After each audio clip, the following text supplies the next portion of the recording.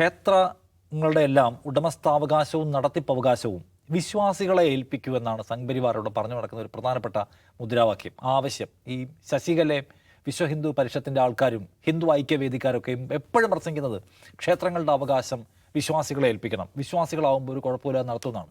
രാജ്യത്തെ ഏറ്റവും വലിയ ഹിന്ദു മതവിശ്വാസികളുടെ ക്ഷേത്രങ്ങളിലൊന്നിൽ കോടിക്കണക്കിന് രൂപയുടെ തട്ടിപ്പാണെന്നതിൻ്റെ കഥയാണ് ഇപ്പോൾ പുറത്തു വരുന്നത്. അതൊരു ഗവൺമെൻറ് ഏജൻസി അന്വേഷിച്ചുകൊണ്ടിരിക്കുകയാണ്. വിശ്വാസികളുടെ ഭാഗത്ത് നിന്ന് ഏൽപ്പിക്കപ്പെട്ട ഒരു സംഗതി ഒരു ഗ്രൂപ്പ് ഓഫ് ആളുകൾ നിയന്ത്രിച്ചതിൻ്റെ ഫലമായിട്ടുണ്ടായത് എന്താണ്? ആര് ഇതിൻ്റെയൊക്കെ ഭരണസമിതിയിൽ വന്നാലും തട്ടിപ്പാരോപണം ഉണ്ടാവാം. അതിപ്പോൾ ഗവൺമെൻറ്റിൻ്റെ ഭാഗമായാലും കൊള്ളാം, വിശ്വാസികളുടെ ഭാഗമായ ആര് വന്നാലും ഈ പറയുന്ന ചക്കരക്കുടത്തിൽ കൈയിടുമ്പോൾ അതിൽ നിന്ന് കുറച്ച് പൈസ എടുക്കുന്ന ആൾക്കാരുണ്ടാവാം എന്നതിൻ്റെ സൂചനയാണിത്. പക്ഷേ ഗവൺമെൻറ് മെക്കാനിസം അതിനകത്ത് ഉണ്ടായിരുന്നതിന് എന്ത് സംഭവിച്ചേനെ? CNDG ഓഡിറ്റ് നടത്താൻ പറ്റിയേനെ, കണക്കുകൾ പുറത്തു വന്നേനെ. ഈ ക്ഷേത്രവുമായി ബന്ധപ്പെട്ട് തുടക്കം മുതൽ തന്നെ ഏതെല്ലാം തരത്തിലുള്ള ആരോപണങ്ങൾ സാമ്പത്തികമായിട്ടുണ്ട്. ഇതിൻ്റെ ഭൂമി വാങ്ങിച്ചതുമായി ബന്ധപ്പെട്ട് തന്നെ ഉള്ള ആരോപണമുണ്ട്. 2 കോടി രൂപയ്ക്ക് കിട്ടുമായിരുന്ന ഭൂമി 18.5 കോടി രൂപയ്ക്ക് വാങ്ങിച്ചു എന്നാണ് ആദ്യത്തെ ആരോപണങ്ങളിലൊന്ന്. അപ്പോൾ അതൊന്നും ചോദിക്കാൻ ഇവിടെ എന്ന് വെച്ചാൽ അതത്രയും വൈകാരിക തീവ്രതയുടെ മുകളിൽ ഉണ്ടാക്കിയിരിക്കുന്ന ഒരു പ്രോജക്റ്റാണ് ഈ അയോധ്യ രാമക്ഷേത്രം പ്രോജക്റ്റ്.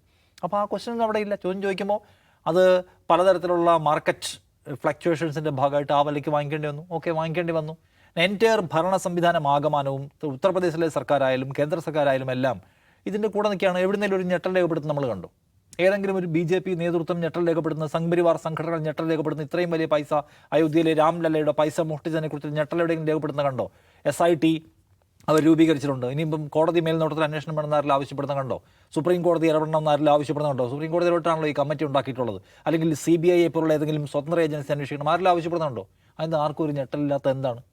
ഈ പറഞ്ഞ അവിടെ നിന്ന് വരുന്ന സ്വർണവും പണവും മോഷ്ടിക്കപ്പെടുന്നു. അത് മോഷ്ടിക്കപ്പെടുമെന്ന് വെച്ചാൽ ഒരു ആരെങ്കിലും ഒരാൾ അവിടെ നിന്ന് സ്വർണവും പണവും അല്ലെങ്കിൽ ആൻറ്റിക് വാല്യൂ ഉള്ള സാധനങ്ങൾ അല്ലെങ്കിൽ കോടിക്കണക്കിന് രൂപ വിലയുള്ള സ്വർണ്ണമൊക്കെ എടുത്ത് പുറത്ത് കൊണ്ടുവച്ച് ഈസി ആയിട്ട് വിൽക്കാൻ പറ്റും. അപ്പോൾ അത് പുറത്ത് കൊണ്ടുപോയി വിൽക്കണമെങ്കിൽ ആ നിലയ്ക്കുള്ളൊരു വലിയ നെറ്റ്വർക്ക് പുറത്ത് കാത്തിരിക്കുന്നതിനർത്ഥം എന്ന് വെച്ചാൽ അയോധ്യ രാമക്ഷേത്രത്തിലെ പൈസ അടിച്ചു മാറ്റുകയും അത് പുറത്ത് കൊണ്ടുപോവുകയും അവിടുത്തെ സ്വർണ്ണം അടക്കമുള്ള പുറത്ത് കൊണ്ടുപോയി വിൽക്കുകയും ചെയ്തതിന് പുറത്തടക്കമുള്ള കേൾക്കുന്ന ഏറ്റവും പ്രധാനപ്പെട്ട സംഗതി വൻകിട ജ്വല്ലറി നെറ്റ്വർക്കുകളൊക്കെ അതിനകത്ത് പ്രവർത്തിക്കുന്നുണ്ട് എന്നാണ്.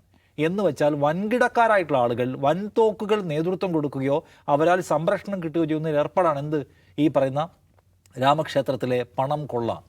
അപ്പോൾ അത് അന്വേഷിച്ചുകൊണ്ടിരിക്കുമ്പോൾ തന്നെ അതിലുള്ള കുറേ ഉദ്യോഗസ്ഥരെയൊക്കെ ടക്കടക്കെന്ന് മാറ്റുന്ന കാണാൻ പറ്റും. അതിൽ തന്നെ സംശയമാണ് എന്തിനാണ് ഇപ്പോൾ ഈ ആൾക്കാരെ മാറ്റുന്നത്.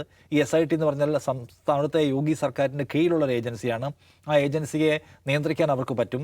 അതിൽ തന്നെ ഈ പറഞ്ഞ തട്ടിപ്പാരോപണവുമായി ബന്ധപ്പെട്ട് അവിടെയുള്ള പല പൊളിറ്റിക്കൽ ലീഡർഷിപ്പിൻ്റെയും സംരക്ഷണം ഉണ്ടെന്ന് പറയുന്നു. അങ്ങനെയാണെങ്കിൽ ഈ അന്വേഷണം എന്തുമാത്രം നീതിയുക്തമായി പോകുന്നുള്ള ക്വസ്റ്റ്യനൊക്കെ അവിടെ നിൽക്കുകയാണ്. സോ ഇതിൽ ബേസിക് സംഗതി എന്ന് വെച്ചാൽ ഞാൻ പറഞ്ഞ 2 കാര്യങ്ങളാണ്. ഒന്നാമത്തെ എന്താണ്? ഈ മോഷണം നടക്കുമ്പോൾ വിശ്വാസികളെ ഏൽപ്പിച്ചാൽ വിശ്വാസികളെല്ലാം നന്നായി നടത്തിക്കൊള്ളും, എല്ലാം വിശ്വാസികളെ ഏൽപ്പിക്കലാണ് വേണ്ടതെന്നുള്ള ഇവരുടെ ഈ വ്യാജ ഒച്ചവയ്ക്കലിന് കിട്ടിയിട്ടുള്ള ഏറ്റവും വലിയ ആഘാതങ്ങളിലൊന്നാണ്. പരിശോധിക്കാൻ ആർക്കും കഴിയില്ല. ഈ കോടിക്കണക്കിന് രൂപ ആൾക്കാർ കൊടുത്തിരിക്കുന്നത് പല കാരണങ്ങളാൽ വിശ്വാസം കൊണ്ട് കൊടുത്തവരുണ്ട്. ബാബരി മസ്ജിദ് പൊളിച്ചു എന്നതിൻ്റെ ആവേശം കൊണ്ട് കൊടുത്തവരുണ്ട്. വലിയ ഹിന്ദുത്വ പ്രോജക്റ്റ് ആയതുകൊണ്ട് അതിന് പൈസ കൊടുത്ത കോർപ്പറേറ്റുകളുണ്ട്. ആരെല്ലാം കൊടുത്തു? കോടിക്കണക്കിന് രൂപ. ഇതിൻ്റെയൊക്കെ കണക്കെവിടെ? അതിൻ്റെ കണക്കറിയാൻ അറ്റ്ലീസ്റ്റ് അതിൻ്റെ ഭക്തരായിട്ടുള്ള ആൾക്കാർക്ക് അവകാശമില്ലേ? അതെന്തുകൊണ്ടാണ് ഇവർ പുറത്ത് കാണിക്കാത്തത്, ഈ പബ്ലിഷ് ചെയ്യാത്തത്, അല്ലെങ്കിൽ അത് എക്സിബിറ്റ് ചെയ്യാത്തത് എന്താണ്? അപ്പോൾ ഇതെല്ലാം ദുരൂഹമായിട്ടുള്ള കോടാനുകോടി രൂപയുടെ കൊള്ള.